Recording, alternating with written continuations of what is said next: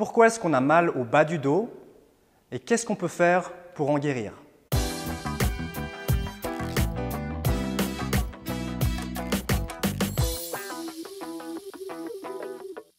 Alors, pourquoi est-ce qu'on a mal au bas du dos?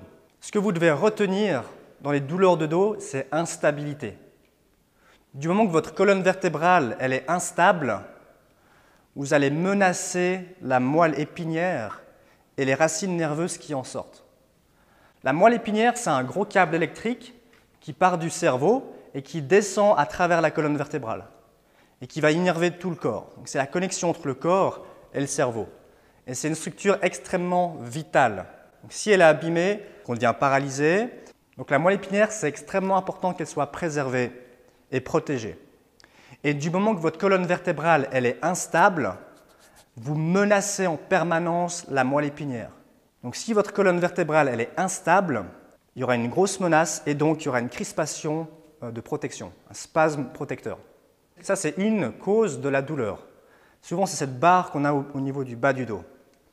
Après, il y a d'autres douleurs qui sont liées au niveau neurologique directement, où on a une compression des racines. Et la plupart du temps, c'est suite à une hernie discale. L'hernie discale, c'est un bout ici du disque qui s'abîme sur le long terme et qui va venir appuyer sur une racine nerveuse. On a une compression du nerf, donc on a des douleurs où on a des symptômes, des lancers, des pertes de sensibilité, des fourmis. Retenez bien que la cause principale des douleurs de dos, c'est l'instabilité. Et on va dire que l'explication secondaire, c'est aussi la forme de la colonne vertébrale.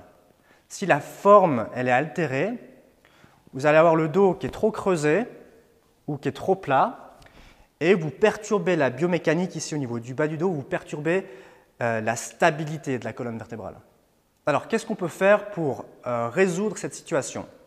Donc, ce qu'il faut absolument faire, c'est augmenter la stabilité de son bas du dos, de son ventre, de son tronc, augmenter la stabilité générale de la colonne vertébrale et redonner la forme optimale à la colonne vertébrale.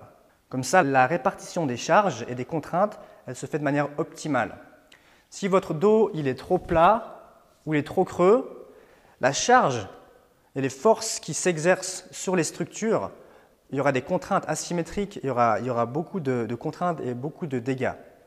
Donc on cherche vraiment à retrouver ce S et à stabiliser la colonne dans sa forme optimale, qu'on appelle un dos neutre. Un dos neutre, c'est environ l'épaisseur de la main qui passe dans cette courbe, et ici, même chose, environ l'épaisseur de la main qui passe. Alors, qu'est-ce qu'on peut faire pour stabiliser sa colonne vertébrale? Pour stabiliser sa colonne, il faut absolument engager la musculature profonde.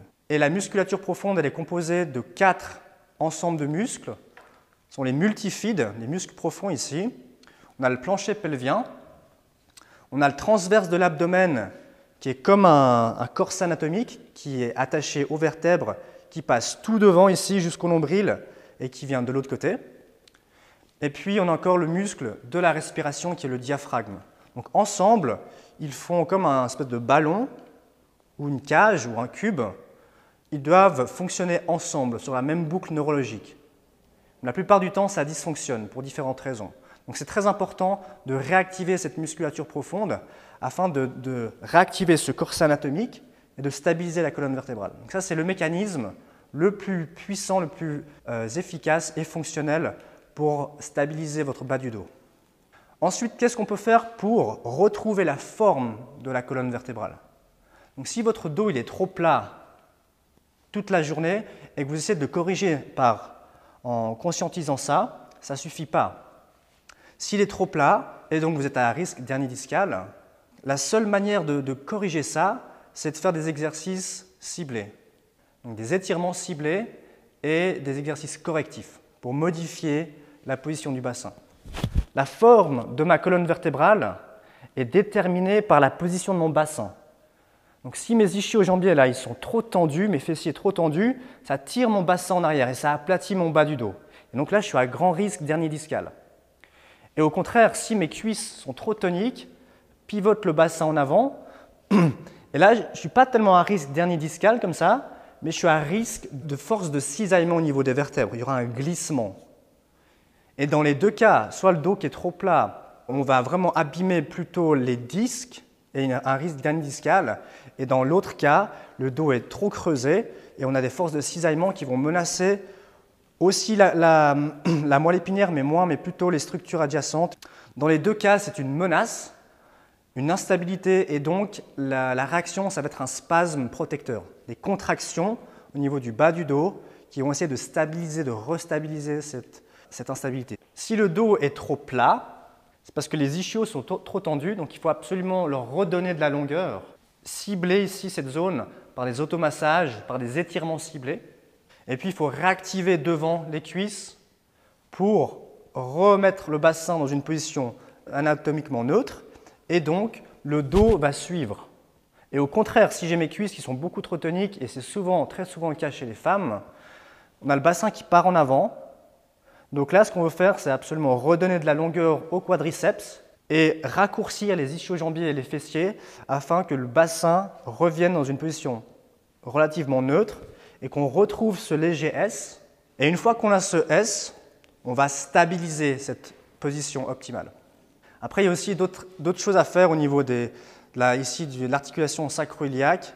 Mais grosso modo, quand on a mal au bas du dos, c'est parce qu'on a la position du dos qui n'est plus optimale, soit il est trop creusé, soit il est trop plat. Ça, c'est à cause de la position du bassin, qui est soit trop en arrière ou trop en avant. Et ça, c'est à cause de la tension dans les jambes, soit à l'arrière des cuisses, soit à l'avant des cuisses, qui va amener le bassin en avant ou en arrière. Donc, pour retrouver la forme, il faut absolument agir sur les jambes. Et votre bas du dos, et votre dos en général, c'est un spaghetti, c'est tout mou. Donc, bien comprendre que les muscles du dos sont relativement faibles, les muscles du ventre aussi sont relativement faibles comparés aux muscles des jambes.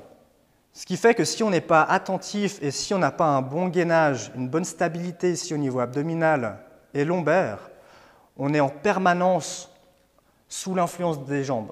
Et si je fais un sprint, ce qui se passe, c'est que j'ai une énorme vitesse, une énorme charge, une énorme masse musculaire qui va agir sur le bas du dos.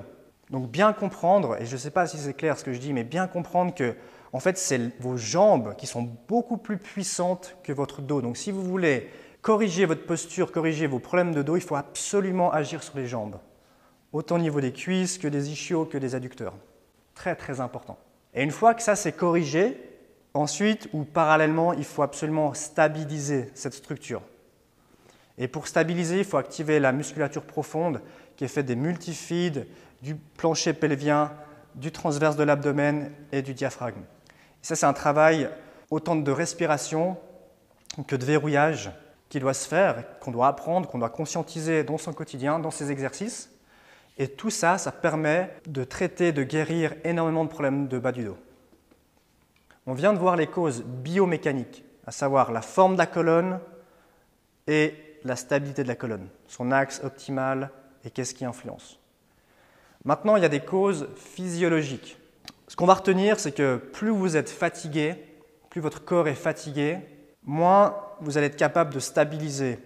Maintenant, qu'est-ce qui fait qu'on se fatigue? On se fatigue parce qu'on a beaucoup de stress.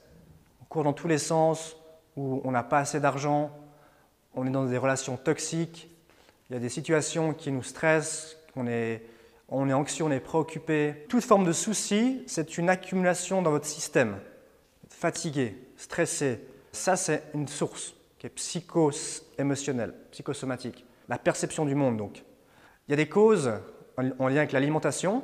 Donc est-ce que je mange assez? Est-ce que je mange régulièrement? Est-ce que je mange ce qui est optimal pour moi? Les types d'alimentation ne conviennent pas à tout le monde, donc c'est important de trouver celui qui vous convient. Typiquement, les gens qui sont en surpoids, la plupart du temps, c'est parce qu'ils sont intolérants aux glucides et donc ils prennent du poids. Donc les gens qui sont en surpoids dans notre société, souvent parce qu'ils mangent trop de sucre, trop de farine, trop de féculents et que leur système ne tolère pas bien ça et donc ils prennent du poids. C'est très, très résumé. Hein. L'alimentation, il y a un autre impact, c'est au niveau digestif.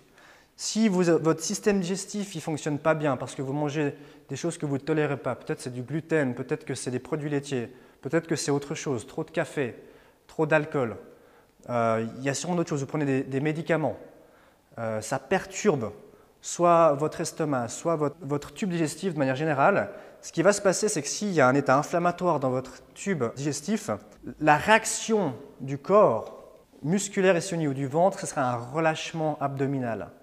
On a vu tout à l'heure que ce qui permet de stabiliser le tronc, c'est les muscles profonds abdominaux. Donc s'il y a un état inflammatoire chronique au niveau intestinal, la paroi abdominale ici, elle va être relâchée et donc vous serez incapable d'activer les muscles qui vont stabiliser votre dos. Et comme j'ai dit, la stabilité, c'est fondamental pour la santé de votre dos. Donc important aussi d'être attentif à sa digestion, à son confort abdominal, à son transit. Est-ce que quand je vais aux toilettes, ça va bien ou est-ce que c'est pas optimal, je suis constipé ou trop d'effets. Donc ça, c'est une chose à observer et à mettre des solutions en place pour réduire l'état inflammatoire et dysfonctionnel au niveau intestinal.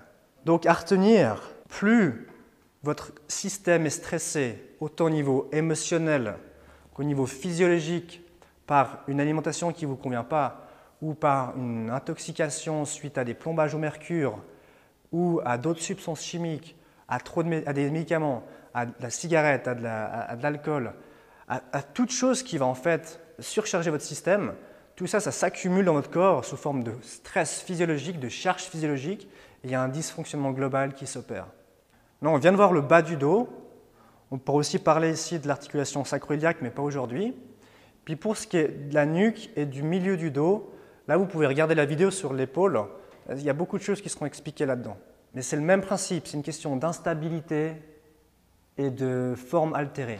Donc, du moment que votre colonne vertébrale elle arrive à retrouver sa forme et sa stabilité, vous protégez les structures qui sont là autour et donc vous allez mieux. Et moins vos structures elles sont en place, moins vos structures elles sont stables, plus il y a des dangers, des menaces et donc il y a des problèmes. Donc pour résumer cette vidéo, pourquoi est-ce qu'on a mal? On a mal parce que la forme de la colonne vertébrale est altérée, soit c'est trop creux, soit c'est trop plat, et il y a une instabilité. L'instabilité, elle va se corriger avec toute la musculature profonde, et la forme de la colonne vertébrale du bas du dos, elle va se corriger avec les muscles des jambes. Ça, c'est au niveau biomécanique. Maintenant, au niveau physiologique, c'est hyper important de réduire toutes ces charges physiologiques, autant au niveau de son environnement que de sa bouffe, que de ses soucis. L'hygiène de vie est fondamentale. Donc voilà les différents éléments à prendre en compte si on veut soigner durablement ces problèmes de bas du dos.